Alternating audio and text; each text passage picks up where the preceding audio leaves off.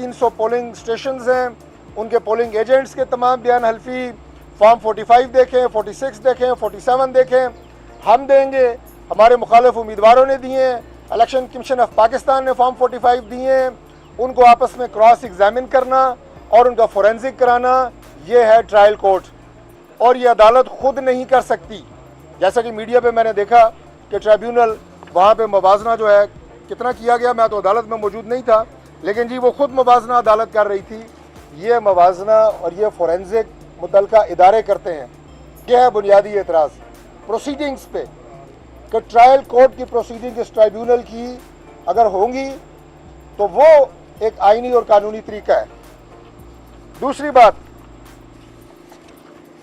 जो अगेन जिस चीज़ पे हमें एतराज़ है कि अभी हमारे केसेस अभी चले नहीं है पूरी तरह, जुर्माने, मीडिया ट्रायल सबसे ज़्यादा, और प्रॉपर प्रोसीजर को फॉलो ना करना, ये बुनियादी बात है। और मैं अगर एक पिटीशन की बात करूं जो मेरे हल्के ने 47 की है, टाइम बार पिटीशन है, 45 दिन होते हैं जब आपका नोटिफिकेशन होता है इलेक्शन कमीशन से, उसके बाद आप ट्रिब्यूनल में जा सकते हैं। तकरीबन 12 से 13 ये 7 दिन अगर आप बीच में हज़फ भी कर दें जो उन्हें दिए गए, तो 12 से 13 दिन पटिशन टाइम बार है। अब इलेक्शन ट्रिब्यूनल का काम यह है कि सबसे पहले उसका फैसला करें। अगर हम अब कागजात 1500 सफ़ों के हमने जवाब दावा देना है, उसमें हमारे फॉर्म भी हैं, उसमें हमारे एफिडेविट भी हैं, बयान हल्फियाँ भी हैं, प्रिजाइडिंग ऑफिसर्स की बयान हल्फियाँ होंगी, ये 1500 सफ़े बनते हैं। तो अगर पिटिशन काबिल समात ही नहीं है तो ये 1500 सफ़ों का जवाब देना पहले ज़रूरी है या पहले इस पर फैसला करना ज़रूरी है कि भाई आपकी पिटिशन टाइम बार है। आज भी जब समात हुई वो इसका जवाब नहीं दे सके, उन्होंने दाएं बाएं कहा जी हमें नोटिस हुआ है हम जवाब देंगे, लेकिन इनकार नहीं कर सके कि हमारी पिटिशन टाइम बार नहीं है। तो ये वो बुनियादी एतराज़ात हैं जो हमने इलेक्शन कमीशन ऑफ पाकिस्तान के सामने रखे हैं। प्रोटोकॉल्स और प्रोसीजर उसके ऊपर, बाकी स्पीड के ऊपर हमें कोई एतराज़ नहीं है, न पहले था न आज है। इसी बात को मैं एक और एंगल से करता हूँ। आप ये देखें कि इस वक्त पूरे पाकिस्तान के चारों सूबों में 570 इलेक्शन पटिशन्स ट्राइब्यूनल सुन रहे हैं, जिनमें से 3 इस्लामाबाद की हैं, बाकी चारों सूबों की हैं, जिसमें ये पटिशन्स हर पार्टी के खिलाफ हुई हैं। पीपल्स पार्टी के खिलाफ पटिशन्स मौजूद हैं, पीटीआई के जो जीतने वाले उम्मीदवार हैं उनके खिलाफ मौजूद हैं, एमक्यूएम के खिलाफ मौजूद हैं, हमारी जमात के लोगों के खिलाफ मौजूद हैं।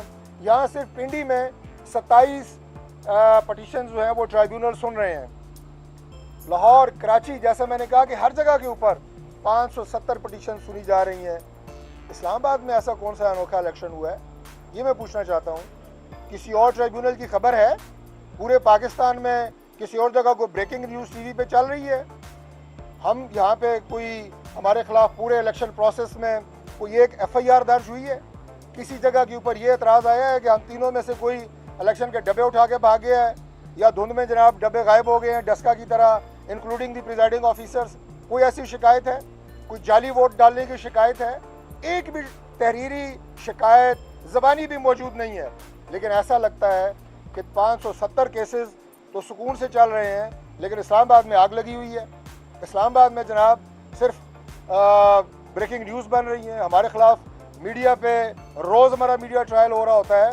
तो ये आपके सामने मैंने अर्ज़ करना था कि अगर हमारे खिलाफ भी उसी ज़ाब्ते और उसी तरीक़ाकार के तहत समात होगी तो हम भी इंशाअल्लाह ताला हमें कोई एतराज़ नहीं होगा, और हम अपने तमाम रेलेवेंट डॉक्यूमेंट, ये भी झूठ बोला जा रहा है कि हम डॉक्यूमेंट नहीं दे रहे, उनके पास है कुछ नहीं। और मैंने आपके सामने टेक्निकल बात अभी बताई है कि अगर मेंटेनेबल ही नहीं है और कानून के तहत, हमारी ख्वाहिश के तहत नहीं, हम कभी नहीं चाहते कि कोई भी अदालत या ट्रिब्यूनल हमारी कोई ख्वाहिश या हमारे कोई उसके मुताबिक चल ही नहीं सकती।